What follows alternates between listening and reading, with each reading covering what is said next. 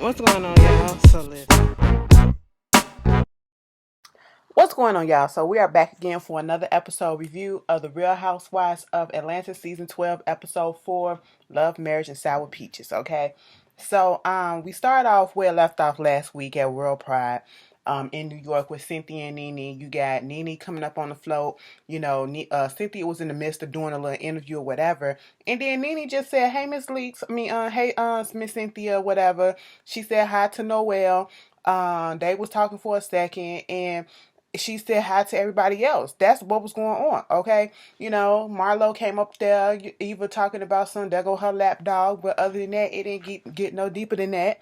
And to be quite honest, I'm glad that it went the way that it went. It was no drama. It was a hi, bye, how you doing? Because it's not the place for the drama right about now. You're at World Pride. Let's have fun, okay? Let's talk about what's going on later on in the day. So, that was what was going on. We're gonna take that shit back to Atlanta, all right? Back in Atlanta, Porsha is back at Dr. Sherry. Girl, I'm gonna say it every time she come on the screen. Dr. Sherry, girl, go away. But anyway, she's back at Dr. Sherry and they're just going over what it is that she know and how Porsha has been feeling and ever since it's been revealed to her everything that's been going on while she was pregnant with her relationship with Dennis. And I will say this, Dr. Sherry, girl, we got our issues, but you did ask a pointed question, okay? You said, did he earn your trust or did you just give him the trust, okay? And truth be told, Porsha, you were not together with this man long enough to earn you, to learn you, to give you anything. You just gave him all of you right off the bat. You gave him the trust, you gave him the love, you gave him everything, okay? I don't know if it was because you probably saw the dollar signs or whatever what he was doing, but you gave him and you fell head first, okay? And y'all never got that opportunity to really fully get to know each other the way that you needed to know. And you still stayed with him, like you said, when you knew about, his past with women or whatever. It wasn't a crystal clean, excuse me, it wasn't a crystal clean situation. And you knew he had some dirt in his closet or whatever, but you still stayed with him and all that. And, to find out that he was out here doing this while you was out here, you know, birthing a baby, okay, gestating a baby, that's a fucked up thing to feel. And I feel for any, to be quite honest, that's not something that I would ever want to go through. Well, to be told, I'm never going to go through it because I'm never having kids. But my thing is, I feel for any woman who has been in that position where they thought that they had a partner, whether it's male, female, whatever, and they thought that their partner was faithful to them and would be always there for them. And then you get to that point where things change when a woman who gets pregnant and they get cheated on and they get done wrong and all of this. And that's a horrible, that has to be a horrible feeling. And I know some of y'all probably like, girl, yeah, I done been there, it's fucked up, and I feel for y'all. I really do. And then to be able to pick yourself up, because she was talking about the depression and, some days she don't even feel like going to work. That's how it is, okay? And, Dr. Sherry asking, you have to forgive him. Are you going to forgive him? She was like, I forgive him for PJ. She said, no, the forgiveness is for yourself. Not for him, but for yourself. Okay, before you close that door, she said the door is bolted. I said, girl, no, it's not because y'all still together. And as soon as she said that, that's when I clocked out, okay? Moving on from that, you got Kenya going over there to Kandi's house, and they're just talking and about the babies and about how little Brooklyn is trying to start to crawl, and her birthday is coming up. She did just have a birthday in November. This is November, and then we already know, Kandi was saying how her baby is due in November, and her baby actually came. Was it Friday? It came this past week. You know what I'm saying? Little Blaze, okay, her baby girl. So congratulations once again to Todd and Kandi on that. Little miracle baby. And they were just having a good time talking about the kids. I do like listening to women and parents in general talk about their kids, and they be the ones that light up, and they not saying it in a negative way. That is a cute little moment. I live vicariously through people like that, because like I said, bitch, it ain't never gonna happen to me. I ain't. Girl, please. But then Kenya is mostly there because of the fact that, you've been around Mark for a while. You know how he was, when Brooklyn was first born. He didn't want me to change her diaper and all this stuff. That's what the pimp is for. He didn't want me to do this. He didn't want me to do that. But she's basically trying to mask it about the issues that she's having with him. She started off slow. She's easing Kandi into it. Like, girl, listen. It's always like this struggle. He want this way. I want to swaddle this way. He don't want to do it that way. Like, we got to come through this compromise. Like, how we going to go through all of this? Kandi said the issues and stuff that, she putting out there basically sound like what? A marriage. You have to learn how to compromise, okay? You're not going to always agree on stuff. You have to learn how to give and take a little bit and to come in the middle and come, have a middle ground. And so at this point, I just don't know. Like, they're just showing us the disconnect. Maybe Kenya didn't have that much time to connect with Mark too, because y'all doing all this in the beginning stages of a marriage, and then you trying to compare your marriage to Kandi, saying that, well, she's still in a fairly new marriage. Yeah, but they had issues, but baby, they had issues like this. It was never a disconnect between them. They had issue with people from outside forces coming in, mainly her mama, doing stuff or whatever. Y'all got inside forces meeting y'all selves, going back and forth and butting heads and stuff, because y'all don't really know each other like that.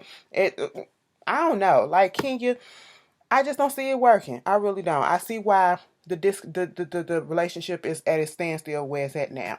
So back in New York, Eva and Cynthia, they go out to eat. And when they get to the table, Eva notices that it's 3 chairs and not 2. And then Cynthia said, listen, Marlo finna come. She was like, girl, I ain't got time for this. Now, you can come in here and you can sit down and you can eat whatever and do whatever you want with Marlo, but she won't be getting none of my energy because I won't be here. And so it's like, we could just sit down or whatever. No, we can't. We can't. Eva started ordering up like $178 worth of food. I said, bitch, for somebody that's supposed to be in financial straits, that ain't no cheap shit, okay? And compared to Cynthia's $44, all right? First of all, that's still a lot for one person. Girl, please. But anyway, they're talking. Next thing you know, here comes Marlo. And Eva was 100% me, and I don't blame her. Eva said, I'm finna pack this up. Can you come pack this up? Yeah, come sit me down in the bar somewhere else that's empty or whatever. Because she's not about to give Marlo her energy, okay? And here go Marlo. Hey, girls. Hey, divas. Wait a minute. We can all sit together, whatever. We got kids and, pregnancies and positive energy flowing or whatever. We can do that. No, we can't. We supposed to be sisters. You say all of that being shady and all that stuff, and in the same breath, soon as Eva leave, you talking about because she's living a fraudulent life and, she can't admit that she's bisexual or whatever. At the end of the fucking day, Marlo, see, this is why I want to try to like you, but then you do silly, stupid shit like this that I just don't understand. Why are you harping on this girl's life? You should be worried about taking care of your nephews and making sure you're a good provider for them for the moment that you have them, instead of looking into somebody else's background and getting the information all wrong, okay? It doesn't matter what she does. How is whatever it is that she's doing affecting you? Y'all not even friends, so why do you fucking care? Okay? Eva was 100% me, bitch. I'm not finna sit here and entertain your bullshit and let you talk and let you think that we good or whatever when you did not apologize to me. You did not say anything to me, but you trashed me on some false shit just to be spreading some gossip because you are miserable in your life. That's what it is, okay? And then you proved that as soon as she got up and you still was talking shit about her. Bitch, please, okay? Then you talking about your nephews. That was okay, fine, whatever. Then gonna ask Cynthia, did she talk to NeNe? Now, I was with Cynthia. You know damn well she ain't talked to no NeNe. They said hi, bye on the floor, and that's it. And it was like, so y'all gonna have a sit down or whatever, just like we have a sit down and all that stuff. Because, Cynthia was like, well, she out here doing blogs about me and stuff like that, interviews and stuff. It was like, well, you was out here doing interviews and stuff about her. Okay, well, people not used to hearing me just taking stuff no more. She was like, well, that's what you used to do. She said, exactly. That's what I used to do, and that's not what I'm doing anymore. I'm not taking the shit, okay? So she can get out here and she can say whatever the hell it is that she want to say. NeNe gonna say whatever the hell it is that she want to say. Cynthia like, bitch, if you want to come back and apologize to me or whatever, then hell, we can have a conversation. But other than that, I'm not finna go be the one to reach out. I felt Cynthia on that because I'm always the one that reach out for something, regardless of if it's my fault fault or not. And I'm tired of doing that. So I'm not doing it no more. So I get what she, I get where she coming from. I get that. You played lapdog to NeNe for a minute. And so now it's time to do something different because it's not getting you anywhere, okay? Now it's time to stand up for yourself, okay? And Cynthia, you brought this all on yourself too because you didn't have a backbone in the beginning. We all said that. And now all of a sudden you want to get one? Girl, okay. So, you get Porsha, she's getting ready for work, this is her first day back and she's taking PJ with her. Girl, who up in my goddamn mentions? You know what? Always, bitch. I can't just tweet something without somebody searching their shit, searching their hashtag, and finding their stuff. I tweeted out, girl, Porsha, you with Dr. Sherry? Porsha, wrong road, okay? Dr. Sherry said, listen, bitch, where's she at? What was her reply?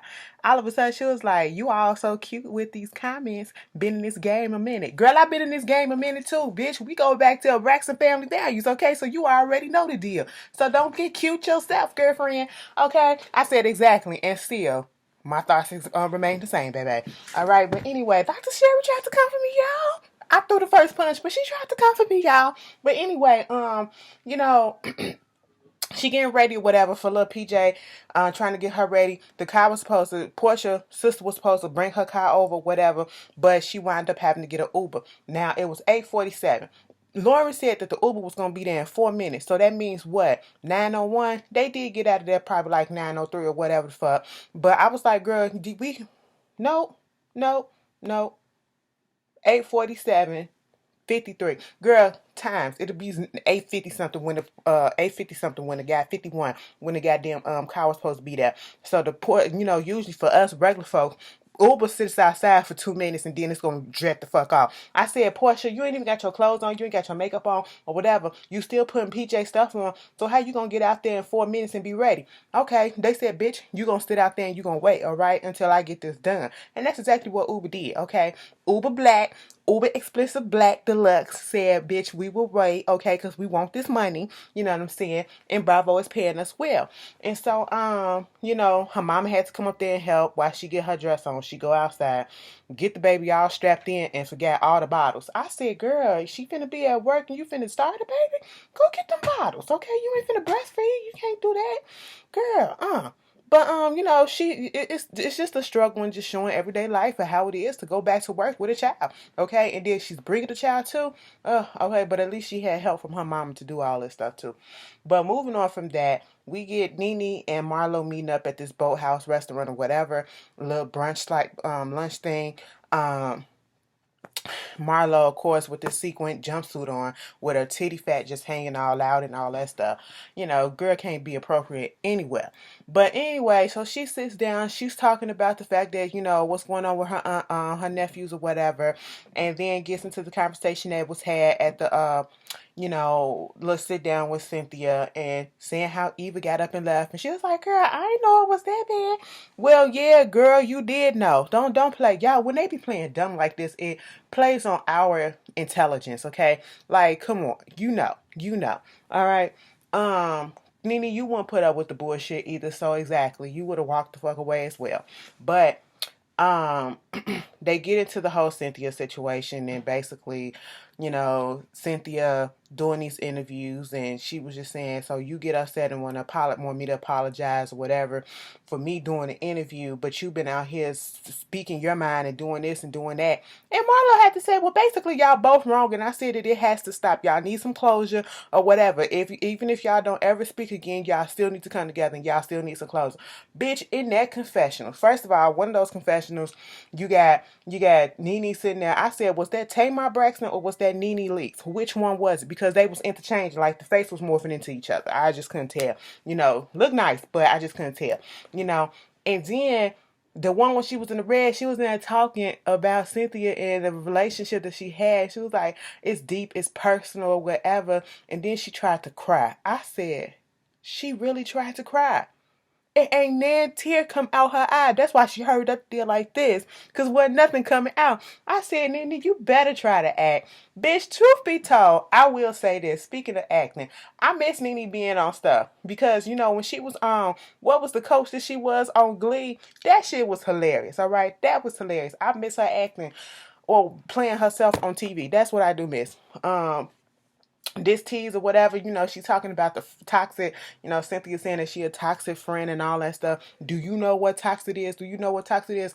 NeNe, the fact of the matter is you have been and you are a toxic friend at times, okay? And the truth of the matter is all you girls have been that. We all have been, most of us has been guilty of being a toxic friend at a time or two. You know what I'm saying? So let's not act like we are without fault. Your hands are not dirty in this. So it is what it is. Get off of it. It was at this point Marlo the one that brought up maybe you should apologize to Cynthia, not Cynthia. She didn't ask for an apology or whatever. I probably misspoke earlier, but either way, um NeNe told her to stay out of it. She said, girl, before this goes too far, what you mean apologize? Okay, she said, listen, at the end of the day, no. And she got up and left. I said, damn, NeNe, some people just don't like when people tell them stuff, okay? And be honest with it and give them their opinion, because especially if it ain't the opinion that they believe, okay? And that's how NeNe is. If you're not on her side and you're not kissing her ass, basically she don't want to hear it, even if it's from a good friend like Marlo. And I do believe Marlo do be trying to tell that bitch what it is that she needs to know. And like she said, she just don't get her together in front of everybody else, but she probably try to get her together in private. But this is what happened when she do. She still bolts from her. But whatever. And so we get to, Kandi, Ty, and Ace going to Dr. Jackie with the surrogate to Shadina to check and see what's going on with the baby and see if everything is okay. Get the little ultrasound. And it was really nice. And that whole scene just warmed my heart. As much as I can't stand, or I be talking about how, I never had kids. But seeing scenes like this, it just makes me smile. I be around the motherfuckers all day. So that's what turns me off sometimes, okay? Be like, goddamn, all this crying and all this whipping and running, bitch, I'm too big to be running after your ass and all that stuff. Like, sit your ass down. That's my thing about it is. But at the same time, when they had little cute moments like Ace, being all up involved and I can't wait to see my baby sister. I want to name her Blaze. I said, oh, so you're responsible for that name. And he was like, take care of my sister. I said, oh, that was really cute. But the baby is doing well. They got to see her in the ultrasound, and Dr. Jackie was just telling them what they're gonna do as the process comes along, when it's time to give birth, how they're gonna be in separate rooms and transfer the baby to one room where Kandi and Ty will be at. If Ty can cut the cord if he wants, and if he doesn't, she'll do it. And how they would get undressed and let the baby, the skin to skin thing that they do, so the baby can get acclimated to them and know that this is your parents, okay? This is your parent, your mother, your father, and stuff like that. And then Kitty said, I get the feeling now this how men feels going through a pregnancy. They ain't got to do shit. It feels weird, okay? Us women, we going through back pains, heartburn, all that stuff, while the men just sitting there scratching their balls. I mean, I guess I can see what she's trying to say. But yeah, so they going through that. And while they in the midst of doing this little ultrasound, girl, she gets a text from Kenya saying, I'm really upset. Can you come over? And so, Kandi asked Ty, could you take little Ace? And then she has to go over there to see what's going on with Kenya, because she's seeing like she was really upset. So we're going to see what that's about. So Porsha and Lauren and I think the nanny or assistant or whatever was outside and basically seeing how everything went good at work. She works at a place where they talk about everybody's tea, and she know that Dennis and her been in the blogs lately, and so she was just nervous if they was gonna, mention her stuff and go in on her while she was there. But they didn't do that, and she had baby PJ there, and they was all here for it and liking her on the set and everything. And now she's seeing how it's time to get a nanny. At one point she had a nanny who was all about other stuff, and then one that was all about her money, and then all about trying to get up in Porsche business. And she was like, bitch, go watch the baby, okay? And getting a nanny would limit the time that she has to interact with Dennis. Okay, she can just hand the baby off to the nanny, and then the nanny can give it to Dennis, give her to Dennis and stuff like that, and it allow her some time to heal. So they're gonna be working on that. So Kandi goes over there to Kenya's house, and Kenya, look, was that the nanny that was holding the Kenya baby? But she was like, girl, all this white, looking at this, it used to be all white, and then look at all the toys and everything around. And I was like, yeah, they started talking about how they wanted breast reductions, and, how, Kandi was confused a little bit. She was like, girl, you sent me a SOS, type of text, and I've come over and it looked like everything is fine, but what's going on? And they talk about the breast reduction. She can't get a breast reduction because, when the doctor touched her nipple or whatever, some milk still came out, and she said this was 3 months after she stopped breastfeeding, so she confused about that. And then she was like, girl, Kandi said you ain't getting no attention. What you mean? So her and Mark ain't been having sex like that. She was like, around the 6th, 7th month of her pregnancy, it just got weird.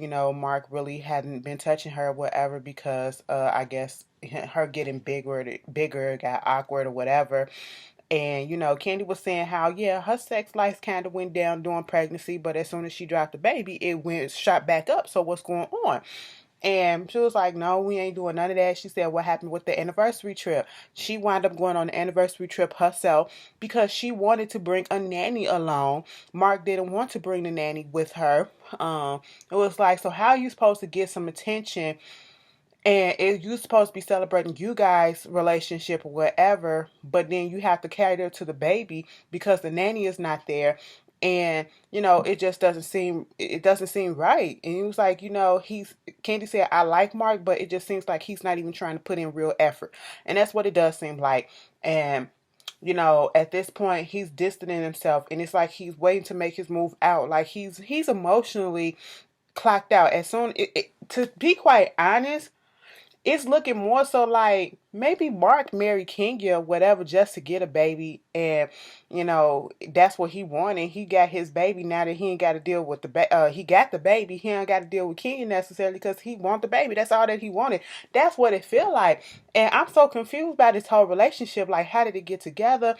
We need backstory. See, this is what should have happened when she should have came onto the season last season, but she didn't want to film, so that's why she was kicked off. But goddamn, like, it's like we missing holes in this story. Like, what's going on? How did they get here? It's so dysfunctional, and the disconnect is all there, and it was doomed for failure. It's doomed for failure. Like, she's crying about how he just basically so in love with the baby, and give her that attention, and she tried to talk to him about stuff, and that leads to a bigger argument. And then Kandi said he must have called you out your name or something. I said, oh Lord, must have called her a bitch or something. I said, god damn.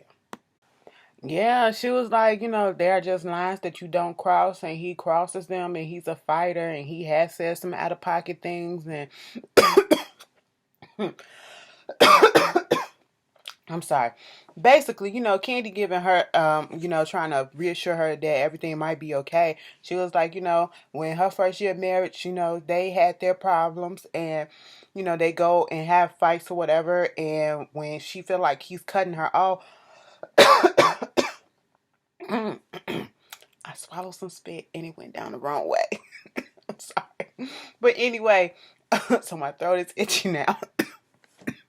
But anyway, she said, she'll say some things to Ty to cut him off and to hit below the bar and, strike his ego or whatever. And, Kenya had the nerve to say that she's not a fighter, and they had to go back and show all that stuff that she been through. She was like, Kandi said, girl, you lie, but all right. She was like, no, I just want peace and all that. She probably saying that she's not a fighter within her relationship, okay? And she's trying to tell him that, he crossed lines, and, you shouldn't say certain things. It's like when she just wants things to go back to where they used to be. And I'm like, baby, it's not going to go back to where it used to be all the way, because you have another factor in your relationship now, and it's a child. And his attitude has completely changed, and at one point he used to hold back on the things that he said to her. Now he's just letting it all loose, and that's really tough to deal with. And she's saying it as if Mark is a toxic person, and how she want to protect her daughter the way that she wasn't protected, and she breaks down. And It's just a mess. But yeah, Kinga, yeah, y'all don't need to be together, okay? Because y'all don't even know each other like that. But anyway, y'all tell me how y'all felt about this episode, and I will see you guys later. Peace.